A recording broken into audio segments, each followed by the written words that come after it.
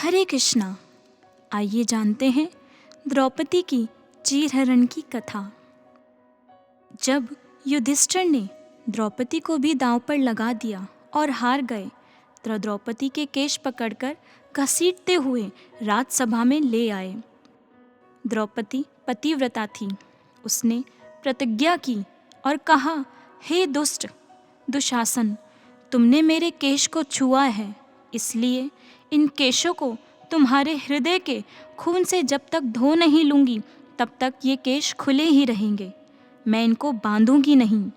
दुर्योधन ने कहा, अरे दुशासन, इसकी बातों पर ध्यान मत दो और इसकी साड़ी खींच लो और नंग करके मेरी जांघ पर इसे बिठा दो। भीम ने अपना गदा उठाया और यह प्रतिज्ञा की कि इस गदे से तेरी दाईं जांघ तोड़कर मैं यमपुरी पहुंचा दूंगा। दुर्योधन।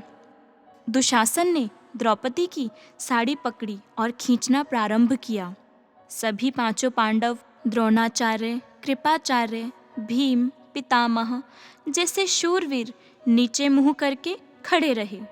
कोई कुछ नहीं बोल रहा। द्रौपदी ने सभी की ओर सहायता के लिए हाथ बढ़ाया, लेकिन कोई सहायता ना पाकर वह परमात्मा को पुकारने लगी।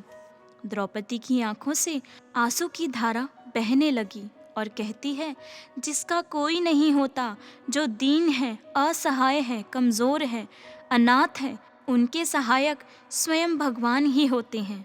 साड़ी सिर से खींचकर आंचल तक आ गई, सीने तक आ गई।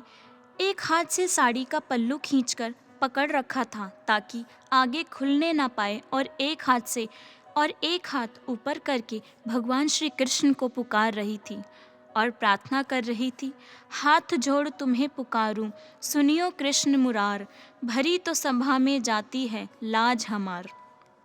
हे द्वारिकानाथ, मुझ निरपराधन अबला के साथ कैसा अत्याचार हो रहा है। देखो ना स्वामी, सभा में सभी शीश नीचे करके बड़े बड़े योद्धा बैठे हुए हैं।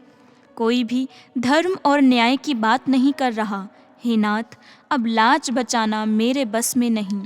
हे घनश्याम, आओ मेरी रक्षा करो, मेरी लाज बचाओ। करुणा भरी पुकार सुनकर करुण सागर आए। हाथ से साड़ी निकालना प्रारंभ किया। साड़ी में साड़ी निकलती जा रही थी। दुशासन साड़ी खींचता खींचता थक गया, परंतु साड़ी का अंतिम छोर नहीं आया। यह देखकर किसी ने कहा, साड़ी बीच नारी है या नारी बीच साड़ी। तो मेरे प्रियजनों, जैसा कि हमने इस कथा में सुना कि द्रौपदी ने सभी से सहायता मांगी, परंतु किसी ने उसकी सहायता नहीं की और सर झुकाकर खड़े हो गए। द्रौपदी ने सहायता मांगी भगवान श्री कृष्ण से और उनकी सहायता करने वह उपस्थित हुए और उनकी सहायता की।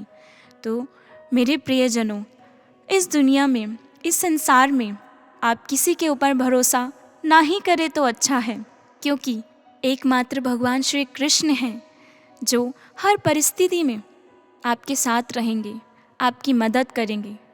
तो दोस्तों, भगवान श्री कृष्ण को याद करें, उनका नाम का जाप करें, उनसे हर वक्त जुड़े रहें। हरे कृष्णा।